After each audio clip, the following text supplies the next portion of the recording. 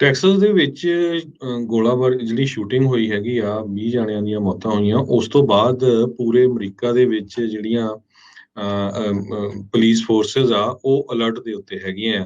ਕਹਿੰਦੇ ਵੀ ਕੋਈ ਵੀ ਬੱਚਾ ਇਦਾਂ ਦੀ ਕਾਪੀ ਕੈਟ ਕਰ ਸਕਦਾ ਆ। ਆਪਾਂ ਦੇਖਿਆ ਪਿਛਲੇ ਸਮਿਆਂ 'ਚ ਵੀ ਇਦਾਂ ਦਾ ਕੰਮ ਹੋਇਆ ਹੈਗਾ। ਸੋ ਇਹਨੂੰ ਦੇਖਦੇ ਹੋਏ ਕੱਲ ਇੱਕ ਸੈਕਰਾਮੈਂਟੋ 'ਚ ਕਹਿੰਦੇ ਸੈਕੰਡ ਗ੍ਰੇਡ ਦਾ ਬੱਚਾ ਆਪਣੇ ਸਕੂਲ ਦੇ ਵਿੱਚ ਗਨ ਲਿਆ ਆ। ਤੇ ਅੱਜ ਸਵੇਰੇ ਇੱਥੇ ਫਰੀਮਾਉਂਟ ਕੈਲੀਫੋਰਨੀਆ ਦੇ ਵਿੱਚ ਅਮਰੀਕਨ ਹਾਈ ਸਕੂਲ ਵਿੱਚ ਇੱਕ 17 ਸਾਲਾਂ ਦੇ ਬੱਚੇ ਨੇ ਥ੍ਰੈਟ ਕੀਤਾ ਵੀ ਮੈਂ ਗਨ ਲੈ ਕੇ ਆਉਂਗਾ।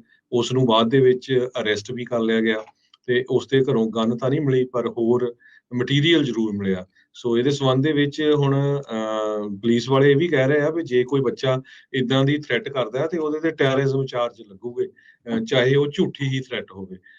ਸੋ ਆਪਾਂ ਇੱਕ ਵਾਰੀ ਫਿਰ ਜਿਹੜੇ ਆਪਣੇ ਪੰਜਾਬੀ ਰੇਡੀਓ ਯੂਐਸਏ ਜਿੰਨੇ ਵੀ ਸਰੋਤੇ ਸੁਣ ਰਹੇ ਆ, ਪੇਰੈਂਟਸ ਖਾਸ ਕਰਕੇ ਆਪਣੇ ਬੱਚਿਆਂ ਨੂੰ ਘਰ ਬਿਠਾਲ ਕੇ ਜਿਹੜੇ ਰੋਟੀ ਪਾਣੀ ਛਕਦੇ ਆ ਜ਼ਰੂਰ ਸਮਝਾਓ ਵੀ ਭਾਈ ਕੋਈ ਐਵੇਂ ਪੰਪ 'ਚ ਆ ਕੇ ਕੋਈ ਇਦਾਂ ਦੀ ਸ਼ਰਾਰਤ ਨਾ ਕਰਦਾ, ਬਿਨਾਂ ਕਿਸੇ ਗੱਲ ਤੋਂ ਥ੍ਰੈਟ ਕਰਦਾ ਤੇ ਪੂਰੀ ਲਾਈਫ ਫਿਰ ਜਿਹੜੀ ਆ ਉਹ ਮੈਸਅਪ ਹੋ ਜਾਣੀ ਆ ਕਿਉਂਕਿ ਨਿਆਣਿਆਂ ਨੂੰ ਕਈ ਵਾਰੀ ਪਤਾ ਨਹੀਂ ਹੁੰਦਾ। ਜੀ ਟੈਕਸਸ ਦੇ ਵਿੱਚ ਗੋਲਾਬਾਰੀ ਜਿਹੜੀ ਸ਼ੂਟਿੰਗ ਹੋਈ ਹੈਗੀ ਆ 20 ਜਣਿਆਂ ਦੀਆਂ ਮੌਤਾਂ ਹੋਈਆਂ ਉਸ ਤੋਂ ਬਾਅਦ ਪੂਰੇ ਅਮਰੀਕਾ ਦੇ ਵਿੱਚ ਜਿਹੜੀਆਂ ਪੁਲਿਸ ਫੋਰਸਿਸ ਆ ਉਹ ਅਲਰਟ ਦੇ ਉੱਤੇ ਹੈਗੀਆਂ ਆ।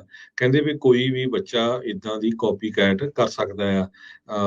ਆਪਾਂ ਦੇਖਿਆ ਪਿਛਲੇ ਸਮਿਆਂ 'ਚ ਵੀ ਇਦਾਂ ਦਾ ਕੰਮ ਹੋਇਆ ਹੈਗਾ। ਸੋ ਇਹਨੂੰ ਦੇਖਦੇ ਹੋਏ ਕੱਲ ਇੱਕ ਸੈਕਰਾਮੈਂਟੋ 'ਚ ਕਹਿੰਦੇ ਸੈਕੰਡ ਗ੍ਰੇਡ ਦਾ ਬੱਚਾ ਆਪਣੇ ਸਕੂਲ ਦੇ ਵਿੱਚ ਗਨ ਲਿਆ ਆ। ਤੇ ਅੱਜ ਸਵੇਰੇ ਇੱਥੇ ਫਰੀਮਾਉਂਟ ਕੈਲੀਫੋਰਨੀਆ ਦੇ ਵਿੱਚ ਅਮਰੀਕਨ ਹਾਈ ਸਕੂਲ ਵਿੱਚ ਇੱਕ 17 ਸਾਲਾਂ ਦੇ ਬੱਚੇ ਨੇ ਥ੍ਰੈਟ ਕੀਤਾ ਵੀ ਮੈਂ ਗਨ ਲੈ ਕੇ ਆਉਂਗਾ।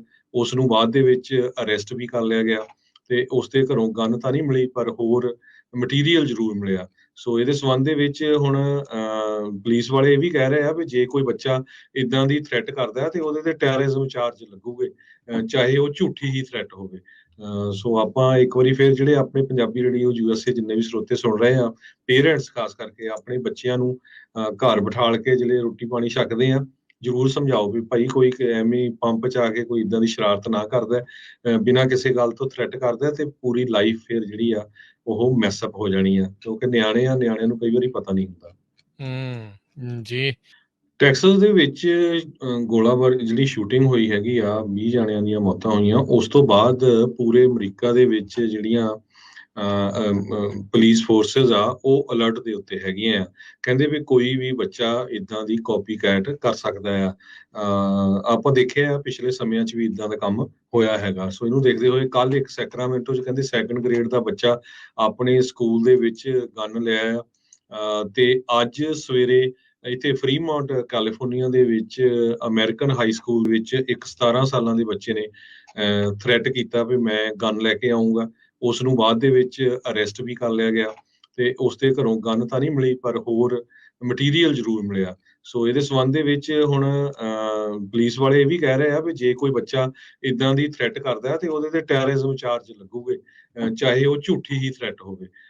ਸੋ ਆਪਾਂ ਇੱਕ ਵਾਰੀ ਫਿਰ ਜਿਹੜੇ ਆਪਣੇ ਪੰਜਾਬੀ ਰੇਡੀਓ ਯੂਐਸਏ ਜਿੰਨੇ ਵੀ ਸਰੋਤੇ ਸੁਣ ਰਹੇ ਆ, ਪੇਰੈਂਟਸ ਖਾਸ ਕਰਕੇ ਆਪਣੇ ਬੱਚਿਆਂ ਨੂੰ ਘਰ ਬਿਠਾਲ ਕੇ ਜਿਹੜੇ ਰੋਟੀ ਪਾਣੀ ਛਕਦੇ ਆ ਜ਼ਰੂਰ ਸਮਝਾਓ ਵੀ ਭਾਈ ਕੋਈ ਐਵੇਂ ਪੰਪ 'ਚ ਆ ਕੇ ਕੋਈ ਇਦਾਂ ਦੀ ਸ਼ਰਾਰਤ ਨਾ ਕਰਦਾ, ਬਿਨਾਂ ਕਿਸੇ ਗੱਲ ਤੋਂ ਥ੍ਰੈਟ ਕਰਦਾ ਤੇ ਪੂਰੀ ਲਾਈਫ ਫਿਰ ਜਿਹੜੀ ਆ ਉਹ ਮੈਸਅਪ ਹੋ ਜਾਣੀ ਆ ਕਿਉਂਕਿ ਨਿਆਣਿਆਂ ਨੂੰ ਕਈ ਵਾਰੀ ਪਤਾ ਨਹੀਂ ਹੁੰਦਾ।